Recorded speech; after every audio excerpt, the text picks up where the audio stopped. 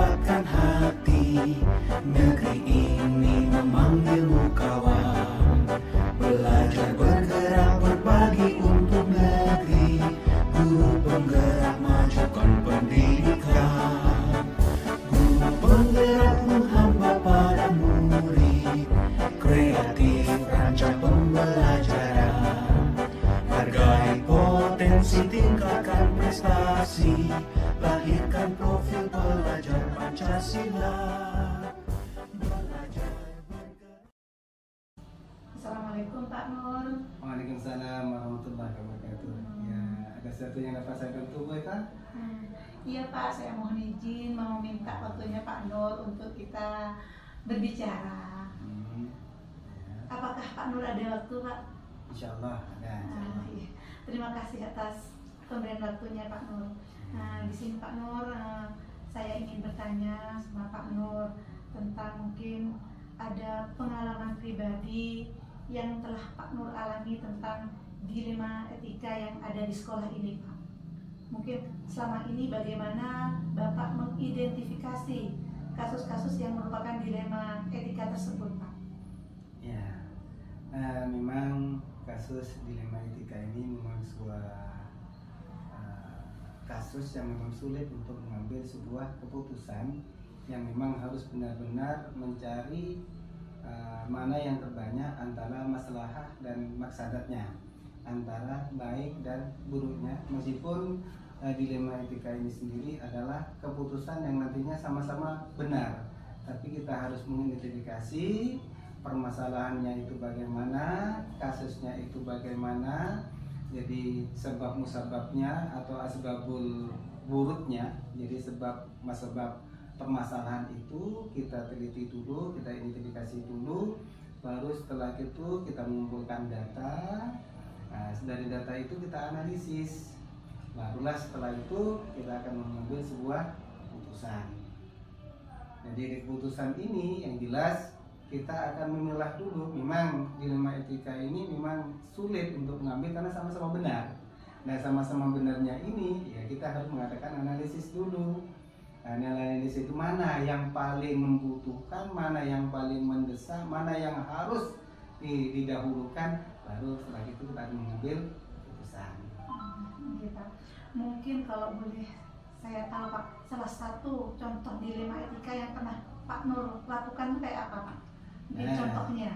Keputusan yang pernah saya ambil dalam ini, contoh ada sebuah kasus yang dilema etika terjadi pada teman kita, yaitu guru di sini, yang mana satu sisi beliau punya keluarga, tapi satu sisi lain beliau sakit. Nah, ini kalau mengajukan cuti maka waktunya cuma 14 hari, sedangkan sakitnya ini lama. Harus saya identifikasi kasus ini dulu, apa yang harus saya lakukan. Salah satunya saya harus koordinasi dulu dengan teman-teman, yang penting teman-teman kompak, kondusif, yang sebenarnya belakangnya tidak ada masalah, sehingga kebijakan saya teman yang sakit ini tapi dengan persyaratan harus bisa absen meskipun dalam pembelajarannya tidak melaksanakan KBM, tapi dibantu oleh teman-teman yang lain. Ini sebuah kasus memang satu sisi antara pribadi dan organisasi, karena identik dengan moral kita, etika kita yang sudah hubungannya dengan hati. Sehingga kalau kita dibuat semacam keputusan ini tidak bisa tidak melaksanakan tugas, moro-moro keputusan itu saya ambil, yang mana keputusan itu sepertinya tidak sesuai dengan hati nurani saya juga, maka akan guru yang bersangkutan akan menjadi korban. Kalau boleh saya tarik kesimpulan itu berarti antara individu melawan kelompok gitu ya Pak? Oh, bisa. Ya. Mungkin selama ini bagaimana Bapak menjalankan pengambilan keputusan di sekolah Bapak, terutama untuk kasus-kasus dilematika tersebut, Pak? Nah, itu tadi kan saya sebelum mengambil keputusan saya evaluasi dulu, saya pengumpulan data dulu. Pengumpulan data ini baru saya analisis. Yaitu tadi saya cari masalah dan masalahnya, baik buruknya, mana yang lebih mendesak, mana yang lebih membutuhkan, baru setelah itu saya ambilkan, saya mengambil keputusan. Keputusan ini tentunya yang sekiranya baik di antara paling baik di antara yang baik. Kan harus yang terbaik di antara yang baik, karena atau saya ambil yang paling benar di antara yang benar. Karena memang dilema etika ini memang sama-sama benar. Kalau saya ngambil keputusan A, ya benar. Kalau saya ngambil keputusan B, juga benar. Tapi itu tadi, mungkin A ini hubungannya dengan kedinasan, sakat saja itu benar. Tapi yang B juga benar, demi apa? Demi kekompakan, demi membantu perekonomiannya, dan lain-lainnya. Ini memang perlu semacam semacam analisis yang memang betul-betul akurat gitu ya, sehingga tidak ada korban di antara kasus ini. Mungkin hal-hal apa saja yang selama ini Bapak anggap efektif dalam pengambilan keputusan tersebut? Untuk efektif itu saya face to face dulu ya, sampai face to face masalahnya bagaimana. Setelah itu saya koordinasikan dengan para senior. Kan ya mungkin ibu tahu kalau saya di sekolah ini kan masih baru 1 tahun 4 bulan. Terus dalam 1 tahun, dalam tahun pertama saja sudah ada kasus seperti ini, yang mana ini nantinya akan mendewasakan saya dalam mengambil keputusan setelahnya. Jadi saya datangi ya keluarganya, saya ajak untuk lembuk, begitu juga saya dengan senior yang ada di sini bagaimana tentang guru ini. Baru setelah itu saya buat program kapan harus saya mengadakan semacam pembinaan, kapan saya harus mengadakan sebuah keputusan, itu sudah ada, dan di saya ada istilahnya buku pembinaan. Di samping program-program yang harus saya jalankan dalam per minggu. Mungkin dalam hal-hal tersebut Pak, mungkin ada sebuah tantangan Pak dalam pelaksanaannya Pak. Jelas Bu, jelas. Setiap permasalahan, setiap kebijakan itu pasti ada tantangannya. Kadang-kadangnya kita punya kebijakan tidak semuanya warga besar itu nerima. Biasa sudah itu pro kontra itu ada. Tapi yang jelas pro kontra ini tetap prinsip saya harus kompak, harus kondusif sehingga permasalahan ini cukup dalam sekolah kita, tidak keluar. Sehingga apapun permasalahannya mari kita benahi bersama, mari kita selesaikan bersama di dalam lembaga ini, jangan sampai mencuat ke. Ya alhamdulillah sampai saat ini sekolah kita kompak, kondusif sehingga permasalahan ini tidak sampai keluar di lembaga kita. Apakah Bapak memiliki sebuah jadwal atau tata cara untuk melakukan kasus tersebut Pak? Untuk pas jadwal tidak saya buat seperti itu, tapi sistemnya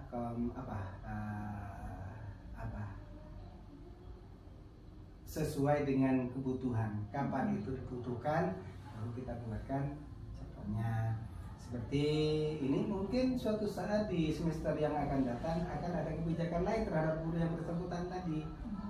Saya sudah punya program itu sebelum memasuki tahun pelajaran 2023-2024 saya akan bertemu lagi dengan yang bersangkutan, dengan keluarganya juga.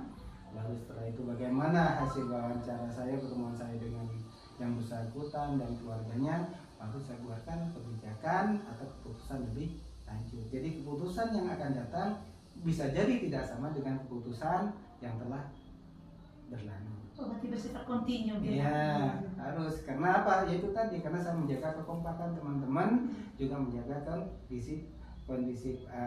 kondusif sekolah, sehingga tidak ada gejolak di dalamnya. Ya. Apakah ada seseorang atau faktor-faktor yang selama ini mempermudah atau membantu Bapak dalam pengambilan keputusan tersebut? Saya sifatnya terbuka. Ruangan ini open door. Jadi monggo teman-teman kalau ada permasalahan monggo. Ada permasalahan itu tidak saya pikirkan sendiri, karena saya itu sifatnya nanti kebijakan. keputusan itu ada di saya, tapi saya melibatkan tim. Ada tim istilahnya. Kalau itu berhubungannya dengan guru, maka saya bisa musyawarah dengan tim senior. Kalau hubungannya dengan KBM, di sana ada istilahnya tim kurikulum. Ya kalau hubungannya dengan murid umpamanya, ya saya punya tim juga. Ya yang terjelas terlibat di dalamnya seperti TK. Berarti tidak saya ngangkat sendiri. Jadi saya minta masukan, bentuk gurunya bagaimana untuk mengambil sebuah keputusan. Nah, baru setelah itu saya pikirkan, oh ternyata yang terbaik ini, itulah saya mengambil keputusan. Tapi kita harus berkolaborasi ya. Iya, berkolaborasi. Karena kalau ada sebuah kasus, kadang-kadangnya kita tidak mampu dibikinkan sendiri. Tapi dengan adanya beberapa orang yang berkumpul, beberapa orang yang punya pemikiran, oh ternyata solusinya seperti ini. Nah, sehingga dengan seperti itu, keputusan bersama itu juga, sehingga apapun kebijakan saya, keputusan saya, sudah ada yang pendukung, gitu. Artinya sudah ada yang mensupport. Nah, ini mungkin pertanyaan terakhir nih Pak Nur. Dari semua hal yang telah disampaikan yang panjang lebar tadi Bapak, mungkin pembelajaran apa yang dapat Bapak ambil, mungkin dapat petik dari kasus ini, dari hikmah ini Pak? Jelas ada hikmahnya, ada pembelajaran yang saya petik. Setidaknya ini, setidaknya untuk pribadi saya lebih mendewasakan lagi, sehingga ini juga pelajaran bagi saya untuk mengambil kebijakan, keputusan untuk masa-masa yang akan datang. Ya, mungkin tidak cuma satu kasus, banyak kasus gitu ya. Terus selama 1 tahun saya di sini itu ya, nah ya namanya organisasi, namanya sebuah kelompok, namanya di mana yang di sana itu banyak orang yang mendiami, banyak orang atau jelas antara satu dengan yang lain itu kan kadang tidak sama. Sehingga dengan seperti itu saya dituntut untuk betul-betul mengambil kebijakan sekiranya bisa bermanfaat kepada semuanya. Terima kasih Pak atas penjelasannya. Mudah-mudahan apa yang jadi kebijakan Bapak dapat bermanfaat bagi kita semua. Tidak ada yang diuntungkan dan tidak ada yang dirugikan di sini. Pak. Terima kasih atas waktunya Pak Nur. Sama-sama. Penggerakmu hamba para murid, kreatif rancang pembelajaran, hargai potensi, tingkatkan prestasi, lahirkan profil pelajar Pancasila. Assalamualaikum Pak Budi. Waalaikumsalam. Ini mohon izin Bapak meminta waktunya untuk kita berbincang-bincang ini Bapak. Oh iya, silakan. Kiranya ada kegiatan lain Pak? Sementara masih off dulu. Alhamdulillah, terima kasih Bapak. Ini Pak, kami ada tugas untuk menginterview mengenai tentang dilema etika dan rujukan moral. Oh iya, silakan. Kalau menurut saya bertanya Pak, di sini ada 8 pertanyaan. Yang pertama, selama ini bagaimana Bapak dapat mengidentifikasi kasus-kasus yang merupakan dilema etika atau rujukan moral? Oh gitu ya. Jadi memang di lembaga tentu ada beberapa masalah gitu. Nah, jadi ketika ada memang dilema etika itu ya, kami langsung kadang kami panggil teman-teman yang tadi punya masalah, terus kami adakan semacam interview juga yang kita evaluasi, apa kira-kira yang menjadi kendala di lapangan itu. Terus misalnya dari mereka kemudian langsung ya dalam hati curhat lah istilahnya ya, sampaikan masalahnya seperti ini. Nah, dari itu saya juga bisa mengambil data-data, kemudian ya kita secara bersama dari hati ke hati ngobrol bagaimana penyelesaiannya.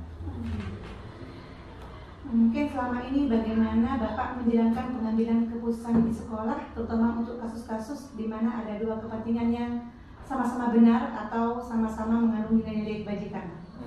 Nah ini kadang beberapa teman datang bersamaan ya menawarkan sebuah proyek atau proposal tentang hal-hal yang berkaitan dengan kegiatan sekolah. Ya, kita di sini juga ada kegiatan sekolah penggerak.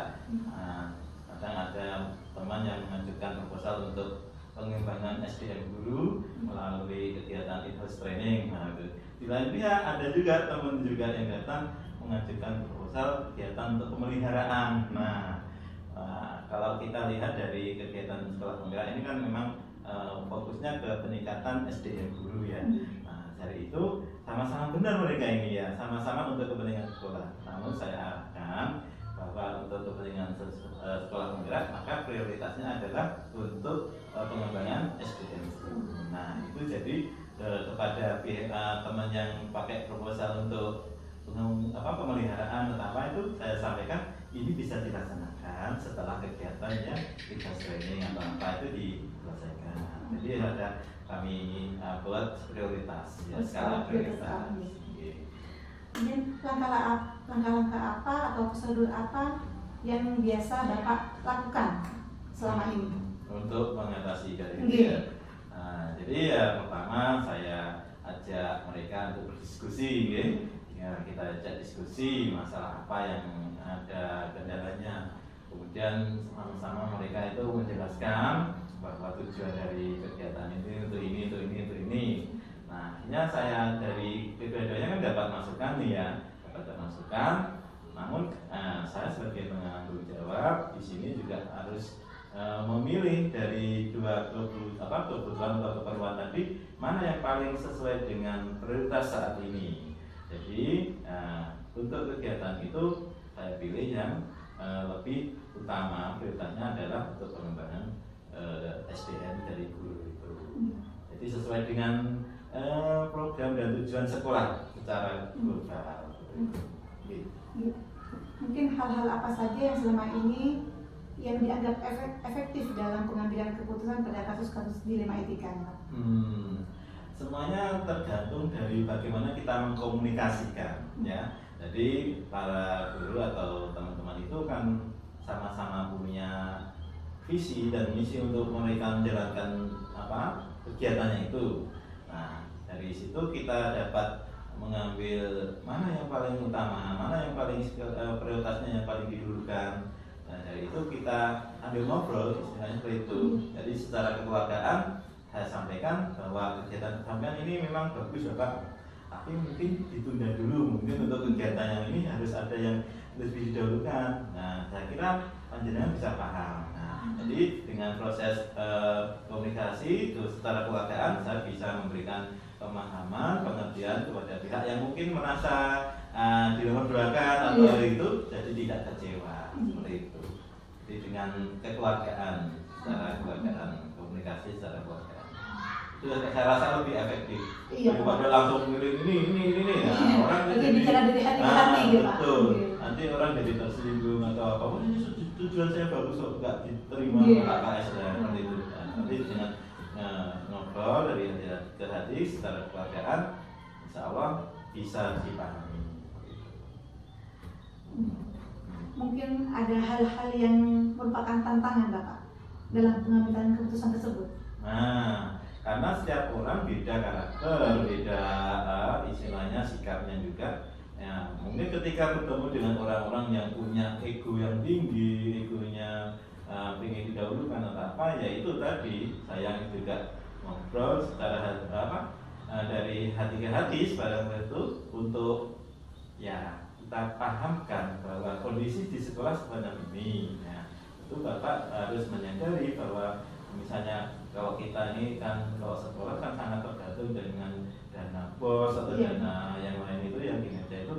Namun untuk kegiatan ini yang dilakukan untuk sekolah penggerak adalah dalam rangka pengembangan SDM guru. Nah, jadi mungkin untuk pemeliharaan atau kegiatan lain yang bersifat fisik kita tunda dulu sampai selesainya kegiatan pengembangan SDM itu.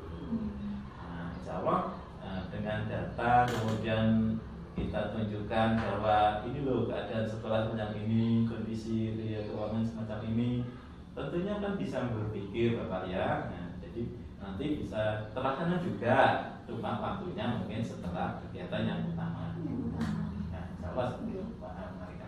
Oke Pak.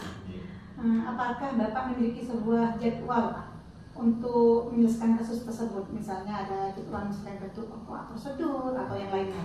Ya, Kalau dari pengalaman saya, setiap kali menerima atau ada permasalahan di lapangan, saya tidak menggunakan istilahnya terjadwal atau tidak. Ya, jadi mana masalah yang perlu diselesaikan langsung saya tangani, saya berikan solusi dengan ya istilahnya kebijakan dari kepala sekolah itu dengan pertimbangan seperti ini. Jadi tidak menunggu harus ada jadwal bertemu dengan teman-teman tadi. Saya rasa kalau semacam itu mungkin bisa berlarut-larut karena mohon maaf secara pribadi saya juga punya tanggung jawab atau tugas di luar lembaga yang berkaitan dengan kegiatan di KKS, dengan di dinas pendidikan. Jadi kalau masih menunggu ada jadwal atau apa, iya kalau terbuat menunggu. Kalau enggak kan masalah menunggu ini. Makanya jadi ada masalah selama segampang saya bisa langsung saya selesaikan. Jadi langsung gitu gerak cepat gercep. Ya gercep. Ya memang kalau masalah ditunda-tunda maka akan berlarut-larut. Iya. Nah di sini adakah seseorang atau faktor-faktor yang selama ini mempermudah atau membantu Bapak dalam pengambilan keputusan tersebut? Oke, dari pengalaman saya tentu ada yang membantu saya ya, karena setiap masalah itu kadang saya juga berkonsultasi dengan pengawas bina. Jadi dari masalah yang saya sampaikan, Bapak pengawas itu juga memberikan saran atau advice yang cukup bagus ya menurut saya, dan itu ketika saya terapkan di sekolah kok alhamdulillah bisa efektif macam itu. Lagi itu juga ada kadang saya juga di komunitas kepala sekolah juga ada teman-teman yang dari sekolah atau punya pengalaman lebih dari saya ya. Nah itu kadang saya sampaikan juga, Pak saya kayak gini ini kira-kira gimana ya enaknya. Nah mereka juga langsung memberikan saran gitu. Ini Pak Budi, gini yang baik gitu ya. Ya ternyata juga saran mereka ada yang masuk juga, bisa pas juga dengan yang saya alami ini dan berhasil efektif seperti itu. Jadi seperti itu ada komunikasi juga dengan pengawas dan juga komunikasi dengan teman sejawat KS yang berarti berkolaborasi Pak. Berkolaborasi. Ya. Mungkin ini yang terakhir Pak. Iya. Mungkin dari semua hal yang telah disampaikan, pembelajaran apa yang dapat Bapak ambil Pak? Sebenarnya kalau ini ya masalah itu sebenarnya adalah sebuah tantangan. Nah, jadi orang kalau ada masalah ketika sudut pandangnya itu sebuah tantangan, maka akan ada kreativitas atau ide-ide baru untuk menyelesaikan tantangan itu. Jadi ya tadi tantangan bukan untuk ditinggalkan, tapi untuk dihadapi dan dicarikan solusinya. Nah, seperti itu. Terima kasih Pak atas perbincangan kita pada pagi hari ini. Mudah-mudahan apa yang kita bicarakan nanti dapat bermanfaat untuk semuanya. Keputusan yang Bapak ambil dapat kita ambil baiknya, kemudian tidak merugikan salah satu pihak. Terima kasih atas waktunya Bapak Budi. Assalamualaikum warahmatullahi wabarakatuh. Berbagi untuk negeri, guru penggerak majukan pendidikan, guru penggerak menghamba pada murid, kreatif rancang pembelajaran, hargai potensi tingkatkan prestasi, lahirkan profil pelajar Pancasila.